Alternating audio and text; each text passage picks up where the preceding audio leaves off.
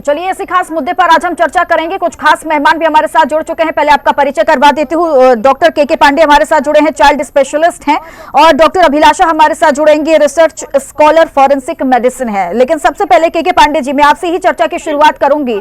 अभी तक heart attack की समस्या हम देखते थे कि 80 साल के जो ऊपर बुजुर्ग हैं उनको ज्यादातर होती थी, लेकिन दिन प्रतिदिन ये समस्या बहुत ज्यादा बढ़ती जा रही है, और जिस तरीके की तस्वीरें आई हैं ग्रेटर नोएडा से, ये विचलित कर देने वाली हैं। जी बिल्कुल। पहले तो शोक संतप्त जो परिवार है उसके साथ मेरी संवेदना है हम लोगों की होनी चाहिए। बिल्कुल। दूसरी चीज ये है कि बच्चों में हार्ट अटैक के एपिसोड्स बहुत बहुत कम होते हैं, लेकिन हो सकता है, ऐसा नहीं कि नहीं हो सकता है। जब होता है तो उसके कई कारण होते हैं। मेन कारण होता है कोई जन्मजात हार्ट की बीमारी हो, और नॉर्मल जांच से, जैसे हम लोग नॉर्मल चेक करते हैं, तो उससे कई बार हार्ट की बीमारियों का नहीं पता लगता, क्योंकि हार्ट की बीमारियां भी बहुत तरह की होती हैं। इसमें खासतौर से दो बीमारियां कॉमन होती हैं। एक तो मसल्स की बीमारी, जो हार्ट की मसल्स होती हैं, उसको बोला जाता है कार्डियोमायोपैथी। उसकी डायग्नोसिस अक्सर हो जाती है, वैसे में ऐसी मौत हो सकती है। दूसरी बीमारी नसों की बीमारी होती है, आर्टरीज की, वेन्स की, और हार्ट के और जो नलियां होती हैं उनकी।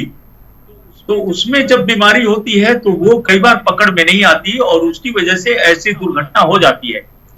लेकिन एक चीज और बताना चाहूंगा चित्रा जी मैं आपको, कि अगर 6 मौतें होती दुनिया में, तो उसमें से एक मौत की वजह नहीं पता लग पाती। तो मेडिकल साइंस या हमारा जो भी साइंस है वो इतना परफेक्ट नहीं है कि हर चीज की हम वजह पता कर सके। लेकिन ये दो मेन कारण है। कोविड होने के बाद से एक चीज और पाई गई है कि जिन बच्चों में कोविड हुआ था, वो डायग्नोज हुआ कि नहीं हुआ कहना मुश्किल है, उन लोगों के हार्ट पे जरूर इसका असर पड़ा है, और उन लोगों में इस तरह की एग्जर्शन के बाद असर पड़ सकता है।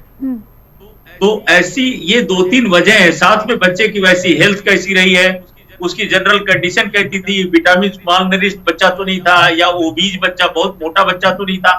तो बहुत सारी चीजें हैं जो कि ध्यान दे, जो पोस्टमार्टम से पता लगी, डॉक्टर बताएंगे। लेकिन मेन चीज जो मैंने आपको बताई है, हार्ट की बीमारियों से हो सकता है, लेकिन ये बहुत बहुत कम कॉमन है बच्चों में। ठीक है, ये हार्ट की परेशानियां और जो दिक्कत है वो कहीं ना कहीं बच्चों में भी अब देखने को मिल गई है। लेकिन सबसे बड़ी बात के पांडे जी ये है समझने की कि अब बच्चे इसका शिकार हो रहे हैं, तो ऐसे में अब बच्चे जो हैं वो क्या करें, उनके परिवार वाले क्या करें, कैसे समझे कि कोई परेशानी हार्ट से जुड़ी हुई हमारे बच्चों को है और समय रहते उसका इलाज हो पाए। देखिए, कुछ तो बीमारी ऐसी होती है जो पैदा होते ही पता लग जाता है, क्योंकि बच्चे के नाखून नीले से पड़ जाते हैं, जीभ नीली पड़ जाती है, हार्ट की प्रॉब्लम होती है, लंग्स में निमोनिया बार बार बनता रहता है, तो वो डॉक्टर बता देते हैं और उसका ऑपरेशन करना पड़ता है। जहां सर्जिकल इंटरवेंशन की जरूरत होती है, वो बीमारियां होती हैं जो तुरंत पकड़ में आ जाती है। लेकिन आप ये समझे, कई सारी ऐसी बीमारियां हैं जिससे कि पता नहीं लगता है, धीरे धीरे पता लगता है।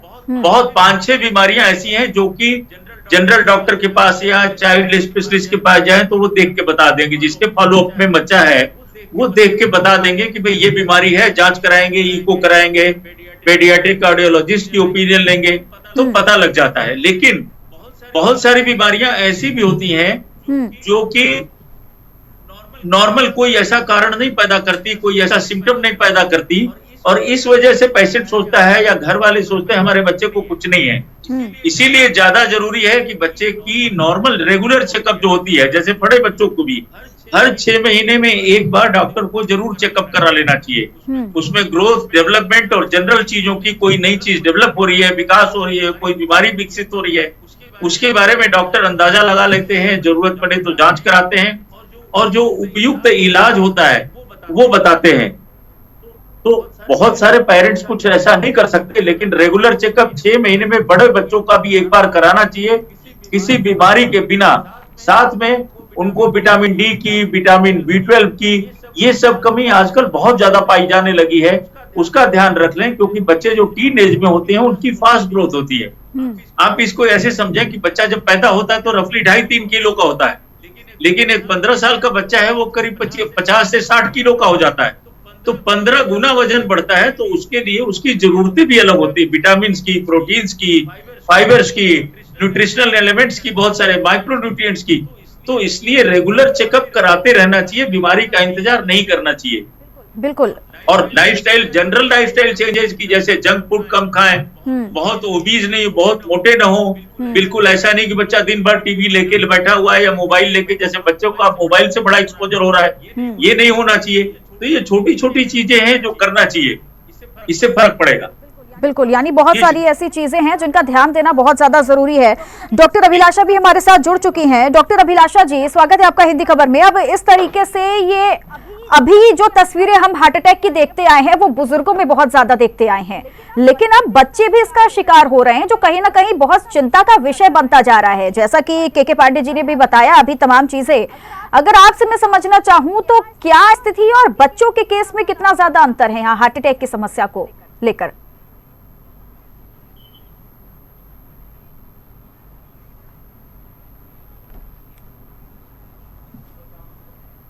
अभिलाषा जी, आवाज आ रही है आपको मेरी? जी, अभी आई आवाज। ठीक है, मेरा सवाल आपसे ये है कि जिस तरीके से ये तस्वीर आई है ग्रेटर नोएडा से कि 15 साल का एक छात्र किस तरीके से हार्ट अटैक से उसकी मौत हो जाती है, ये वाकई में विचलित कर देने वाली तस्वीर है। अभी तक हम ये हार्ट अटैक की समस्या देखते थे, एक उम्र दराज के जो लोग होते थे, बुजुर्ग होते थे, उनमें ज्यादातर पाई जाती थी, लेकिन अब बच्चे क्यों इसका शिकार होते जा रहे हैं? जी, मेरी अननेचुरल डेथ पर ही इस समय स्पेशली यंग स्ट्रोक्स को लेकर के ही मैं जो रिसर्च पे काम कर रही हूँ जी। सबसे पहले तो मैं बताना चाहूंगी कि ये ऐसी चीज नहीं है जो अचानक से शुरू हुई है, हालांकि इसकी रिपोर्टिंग बढ़ी है। इसके पहले भी हर साल लगभग 2000 के करीब टीनेजर्स बच्चे रिपोर्ट किए जाते थे जिनको सडन कार्डियक स्ट्रोक की प्रॉब्लम होती थी। इसमें से सेरेब्रोवास्कुलर प्रॉब्लम्स उन बच्चों को होती है, जैसा अभी डॉक्टर साहब को मैं बीच बीच में सुन पा रही थी, उन्होंने बताया, वो ध्यान देने वाली बात है। और ये भारत में अभी शुरू हुआ है, अगर हम ग्लोबली इसके आंकड़े देखें तो इसका नंबर बहुत बड़ा है। और भारत में जिस तरीके से तेजी से लाइफस्टाइल चेंजेस आ रहे हैं, जो उनके खाने पीने के जो एक टेंडेंसी बच्चों की डेवलप हो रही है, जिस तरह का फूड वो प्रेफर कर रहे हैं, इवन पेरेंट्स भी उनके कंफर्ट फूड को बहुत ज्यादा अलाउ कर रहे हैं। घर का खाना छूट गया है, फिजिकल एक्टिविटीज बंद हो गई हैं। अगर आप अपने समय को या हमारे समय को, बचपन को याद कीजिए तो हमारे पास हमारे जैसे बच्चों को उस टाइम पे वापस घर बुलाना पड़ता था कि अब खेलना बंद करो और बैठो। आजकल के बच्चों को फिजिकल एक्टिविटी के लिए भेजना पड़ता है कि तुम बाहर जाओ और कुछ करो।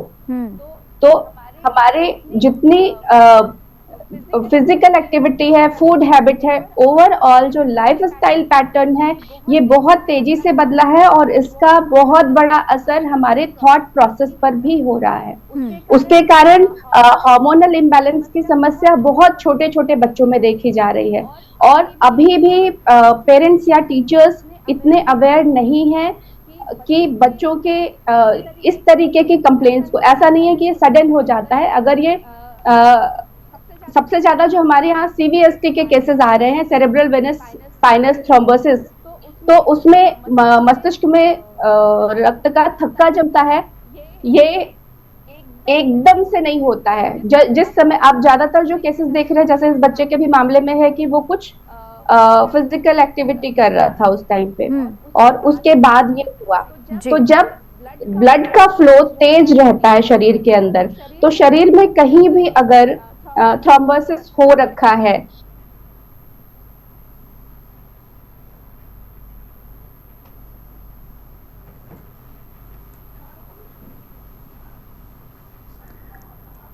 डॉक्टर अभिलाषा की वॉइस नहीं आ रही, मैं दोबारा उन्हें कनेक्ट करूंगी। लेकिन के पांडे जी, अब सवाल ये बहुत ज्यादा महत्वपूर्ण इसलिए हो जाता है क्योंकि एक डर भी है लोगों के मन में, बहुत ज्यादा आ रहा है। लगातार ऐसे केसेस हम देख रहे हैं, बड़े बड़े से लेकर बुजुर्ग से लेकर बच्चों तक में ये समस्या हो रही है और जो ये खबर सुनता है वो डर भी जाता है कहीं ना कहीं।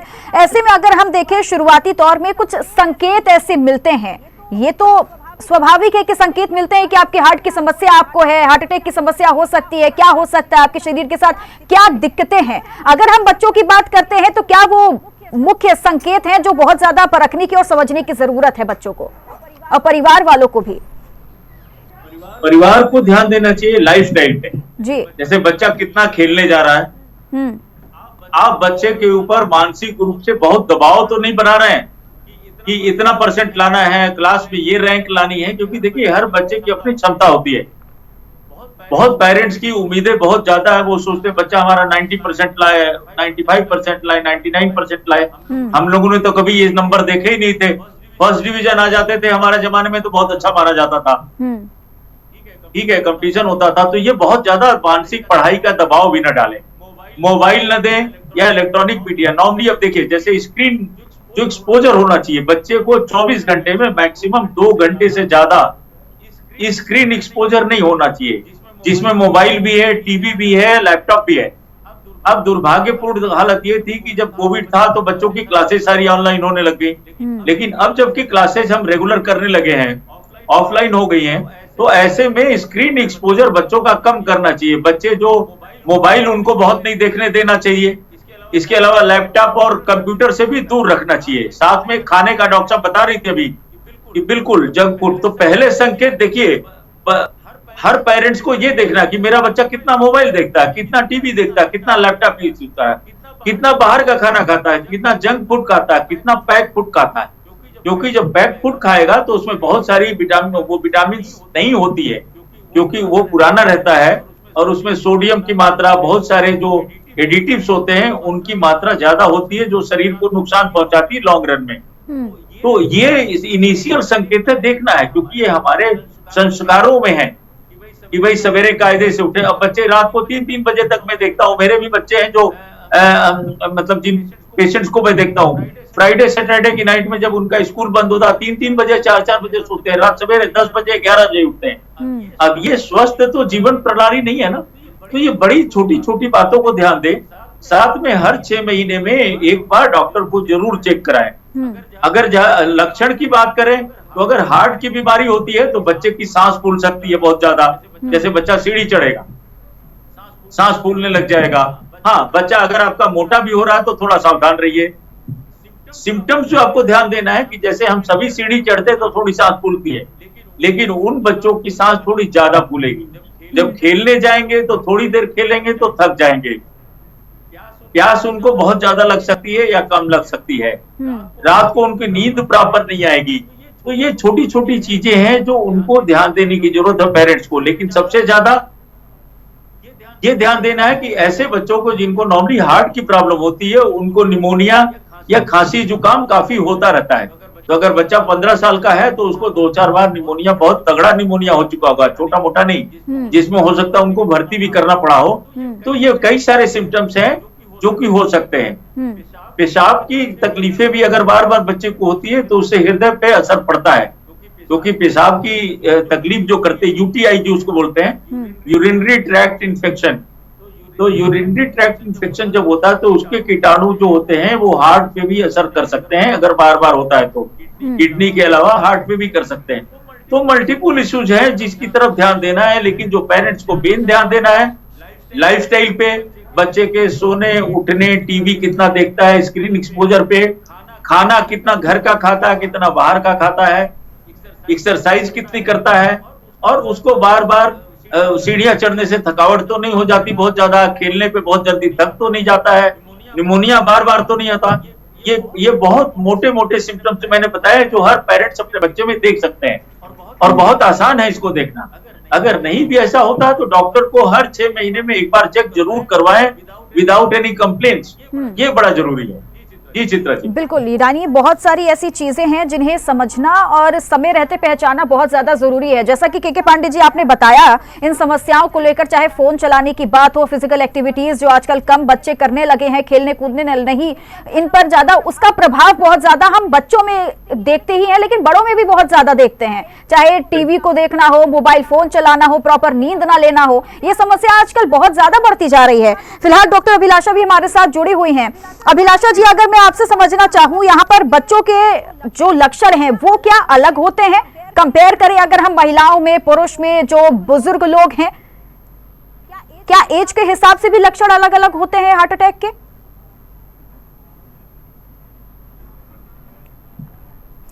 अभिलाषा जी, आवाज आ रही है आपको मेरी?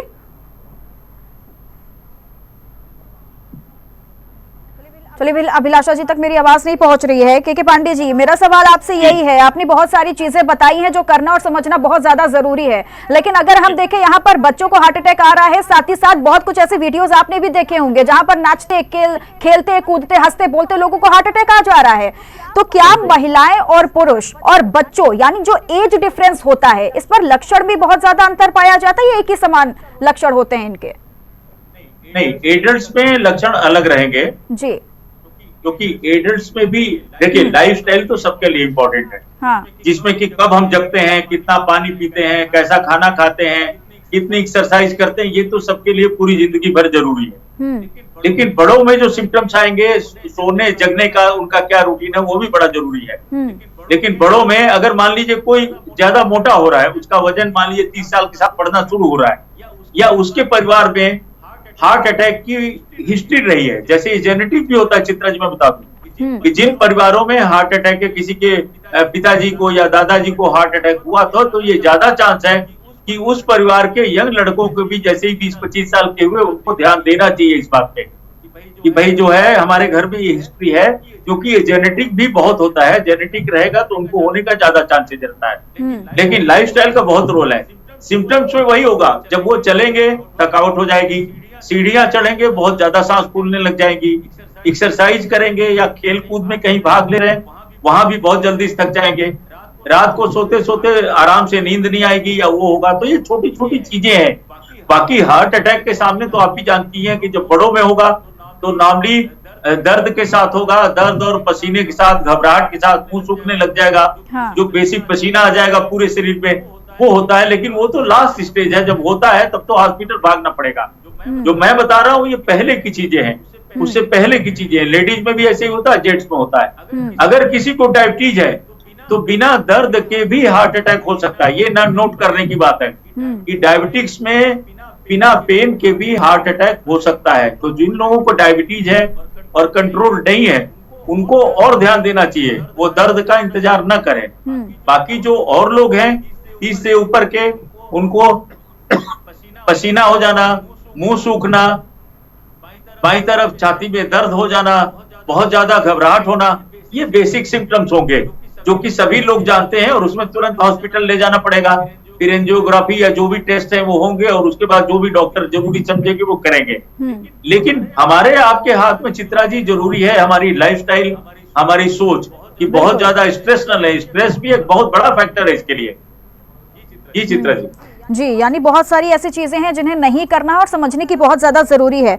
अभिलाषा जी, आवाज आ रही है आपको मेरी? अभिलाषा जी, सुन पा रही हैं आप मुझे?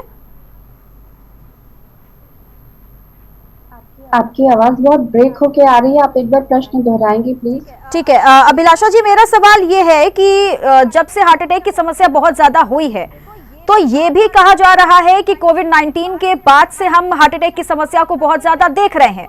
तो क्या ये सच माना जाए, और कोविड-19 और हार्ट अटैक के बीच का संबंध क्या है? कोरोना से जोड़कर जी इसको कोविड से जोड़ करके देखा जा रहा है। लेकिन सबसे पहले ये समझना होगा कि कोविड और वैक्सीनेशन दोनों ही प्रक्रिया में क्या है कि अगर आप कोरोना के संपर्क में सीधे तौर पर आए हैं या आपको वैक्सीनेशन लगे, तो वैक्सीनेशन में जो वायरस होते हैं उनको अधमरा करके शरीर में प्रवेश कराया जाता है, जिससे कि हमारे जो शरीर का प्रतिरक्षा तंत्र है वो उस वायरस को पहचान ले और पहचान करके वो अपना सेल्फ डिफेंस का एक मैकेनिज्म तैयार करे। तो ये जो क्रिया प्रतिक्रिया होती है, ये इससे जो यंग स्ट्रोक का खतरा है उसमें 0.5% के चांसेस हो सकते हैं। ऐसा किसी भी तरीके के वायरल अटैक या इन्फेक्शन के टाइम पर होता है, इसमें कुछ भी अलग से नहीं है। लेकिन क्योंकि कोविड से संक्रमित लोगों की संख्या बहुत ज्यादा थी, इसलिए अगर हम 200 में से एक व्यक्ति भी माने तो ये नंबर बहुत बड़ा हो जाता है। लेकिन इसमें एक जो सबसे जरूरी बात है, ये कोविड के कारण हो रहा है या ये नॉर्मली हो रहा है या ये लाइफस्टाइल मॉडिफिकेशन के कारण हो रहा है या क्लाइमेट चेंज के कारण हो रहा है, उसमें सबसे जरूरी बात यह है कि अचानक से नहीं होता। इसके पहले कुछ न कुछ सिम्टम्स जरूर आते हैं जिसे लोग इग्नोर करते हैं। सबसे पहले तो अगर पेट में मरोड़ है मिचली आ रही है, कुछ ऐसा कुछ नहीं खाया है जिसके कारण कि बच्चे को या यंग लोगों को भी अगर इस तरीके की दिक्कत हो रही है, अचानक से दिखने में समस्या हो कि धुंधला दिखे या दो दो दिखाई पड़ने लगे, जिससे कहते हैं भ्रम की स्थिति होना, उल्टी होने लगे, अगर नौजिया फील हो रहा है बार बार, और अचानक से चलते हुए चक्कर आ जाए या बैलेंस बिगड़ रहा है, संतुलन उनका बिगड़ रहा है, और शरीर में कहीं भी एक साइड में कहीं पेन हो रहा है या अचानक से सर दर्द की समस्या हो रही है जो सामान्य नहीं है, मतलब आपके जीवन में कुछ ऐसा नहीं हुआ है कि जिसके कारण आपको बुखार की समस्या नहीं है या और आपने कुछ ऐसा नहीं खाया और ऐसी समस्या हो रही है, और ये 2 से 7 दिन का समय होता है जिस समय ये पहले से आता है। ऐसी स्थिति में कई बार क्या होता है कि जब स्कैनिंग के लिए जाते हैं तो ईसीजी में भी ये दिखाई नहीं पड़ता, क्योंकि ये क्रिया प्रतिक्रिया के दौरान धमनियों में जो सूजन होती है और जो इसको इस तरीके से समझिए कि जो ब्लड फ्लो तेज हो रहा है और अचानक से वहां पर वो किसी वायरस से लड़ने के लिए काम कर रहा है, तो वहां एक तरीके का छोटा, बिल्कुल, यानी चीजों को समझना और सिम्टम्स को समझना बहुत ज्यादा जरूरी है। सिर्फ बच्चे ही नहीं बल्कि बड़ों को भी ये समस्या आजकल बहुत हो रही है। लाइफस्टाइल को चेंज करना बहुत ज्यादा जरूरी है। फिलहाल डॉक्टर के पांडे जी हमारे साथ जुड़े और डॉक्टर अभिलाषा जी, आप दोनों का बहुत बहुत शुक्रिया इस चर्चा में हमारे साथ जुड़ने के लिए। तो हार्ट अटैक की समस्या लगातार बढ़ती जा रही है, लेकिन इसका उपचार आपके ही हाथों में है। लाइफस्टाइल आपको बदलनी होगी। और इस चर्चा में फिलहाल के लिए बस इतना ही। बने रहे हिंदी खबर के साथ। नमस्कार।